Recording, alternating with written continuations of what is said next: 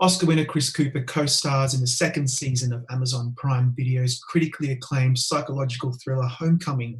I'm Rob Licuria, senior editor at Gold Derby. And Chris, when you signed on for the role, how was the character of Leonard Geist explained to you? Leonard wasn't explained to me. We sort of, once I was cast, we talked about how we'd like to present Leonard, because in the first episode, he's spoken of as kind of a mystery character, but he's a CEO. He's the creator of Geist Industries.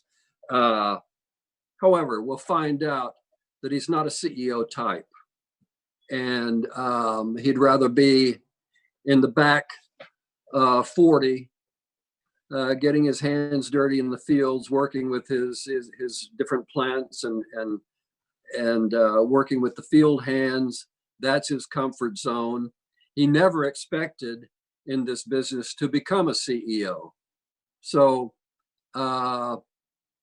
we start with that introduction of him, I think, in the field.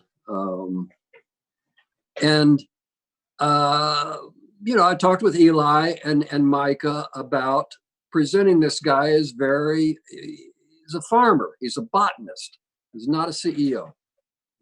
So let's go with that. Yeah, the characters on the show are intentionally ambiguous. That's one of the strong points about Homecoming. So does that mean you didn't really have a lot of his backstory and season arc mapped out, or is it from the outset, or does it change and morph while shooting the series? Like, how much are you familiar with at the beginning? To make a long story short, having seen the first season and loving every aspect of it, the time, 30-minute drama, the pace, the writing, the casting, soundtrack was a knockout. And then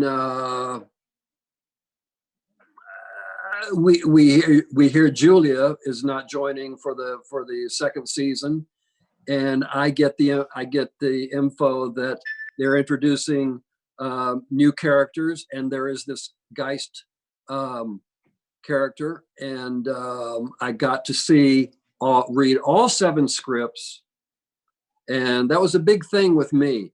I think it's, I appreciate other actors taking the risk of doing a limited series and knowing that it can go on and on and on and on, but you don't know how your character is going to end up. That's very brave, I think. But this one, we had all 7 scripts, and it was a thrill to be a part of. What surprised me now that I've seen all 7 episodes is the show subverts your expectations about Geist. He's actually not the villain. As you mentioned earlier, he's not just the archetypal CEO. He's remorseful. He wants to make amends. To me, he's ultimately the hero, isn't he?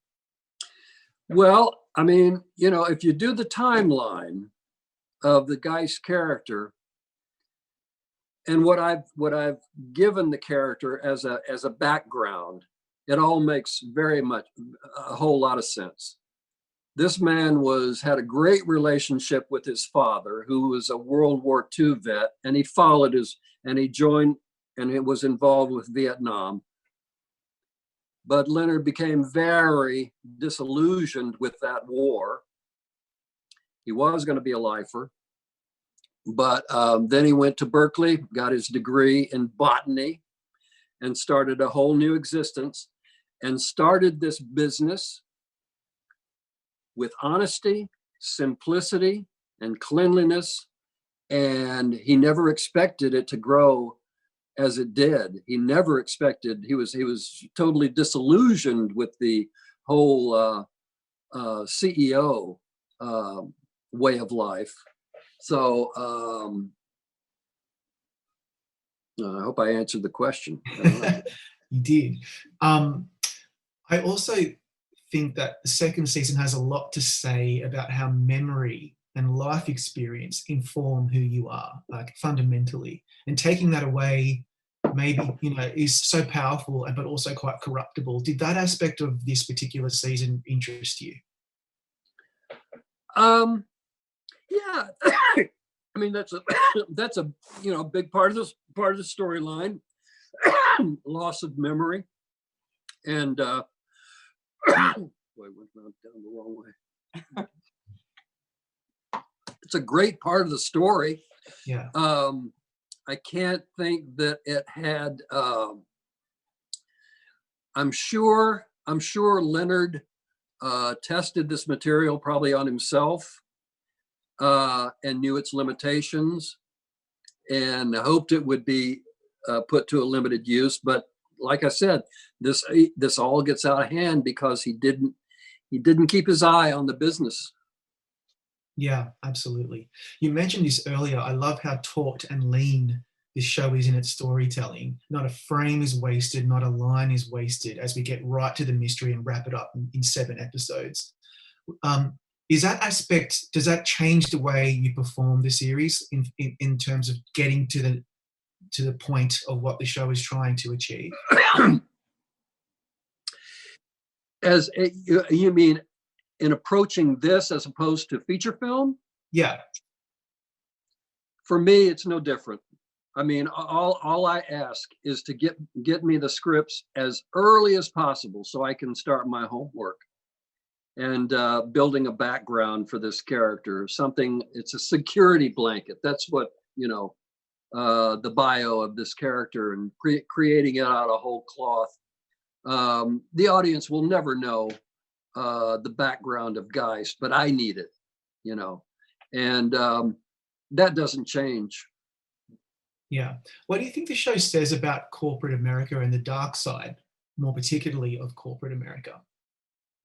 Well, it's very interesting. I mean, I was talking to other interviewers today, and it dawned on me that there may well be a lot of CEOs who don't keep their eyes on the business. And I think we get hints of that every now and then in the news. And the life of luxury that some of these CEOs can live. And I think it's a real possibility that it happens in any number of corporations, companies. Yeah. Would you like to see a 3rd season for your character, and would you be involved if there was scope for Geist's story to continue? Just have no idea at this point. I think we, to my mind, I think, boy, I don't know. I just don't know. Yeah, it could carry on, and I think I was, you look at this film, you look at this series, and it's like, I think he may be hitting the road. I don't know. Yeah.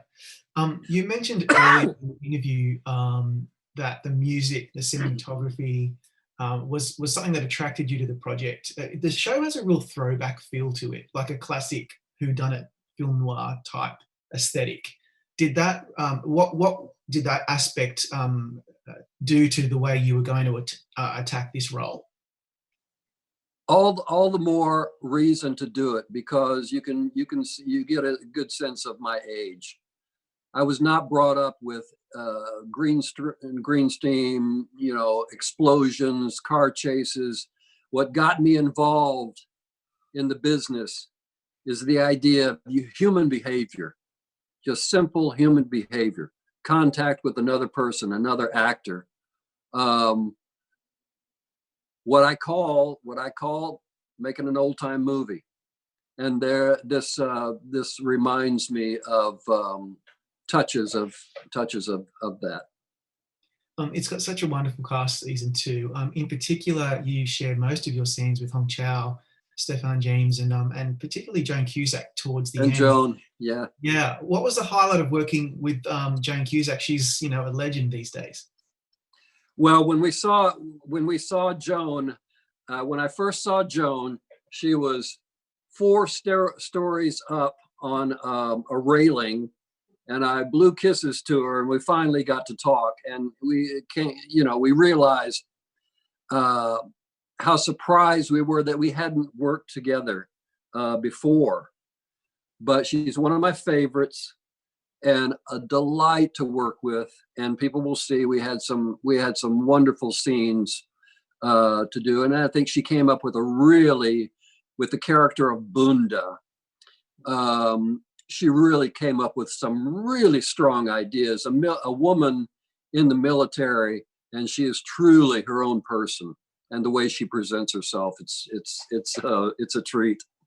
Yeah, it's a great character. Pivoting off Homecoming for a sec, in 2003, when you won the Oscar for your role in adaptation, you seemed very overwhelmed. I remember it very clearly, and you walked up to the stage and you said, "I'm going to take this in for a second," and you looked around. What was your fondest memory of winning that very important prize on that night all those years ago? Well, that was the thing, because you hear in the previous years all these actors saying, "Well, I got up there and I didn't know it went by so fast," And I thought about that. I literally thought of it. I said, "I'm going to enjoy this," and I looked back at 4 tiers of people, and I wanted to remember this night.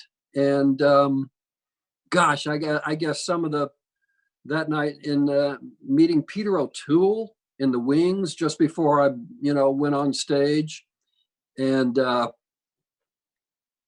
Denzel Washington came forward and was very, very kind, and the whole thing, from the time my wife and I got up that morning, it was all very, very special. Your category was so special. You had Ed Harris, Paul Newman, John C. Reilly, and Christopher Walken. What does it mean? Like, that's incredible. Like, that's unheard of. Yeah.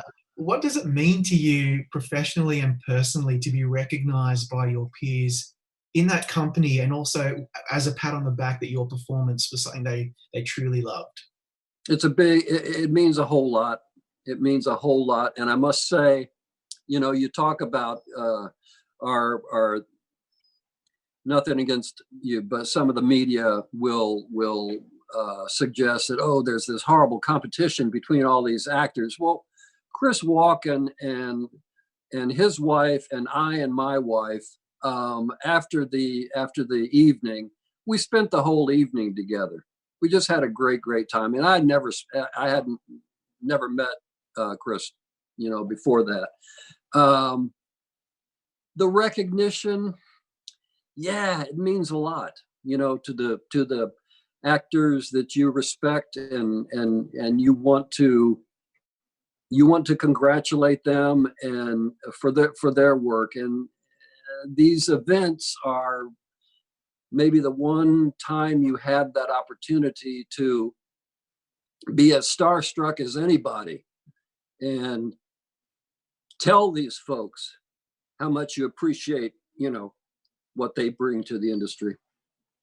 Yeah. And then last year you had a reunion of sorts with your co-star from adaptation, Meryl Streep, in Little Women. Yeah. Playing Mr. Lawrence, it's an iconic character. It was a really great role for you. I think you were one of the highlights of the film. What was your highlight yourself from working on Little Women? The highlight was being cast so that my wife could be proud of me. Because I know that she's a big reader. She's a writer, actor herself.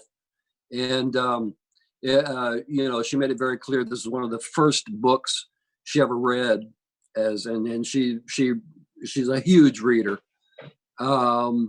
So it was great to shoot it in Boston, around Concord, just get in the car like other actors in LA do, go to work and come home, be able to come home.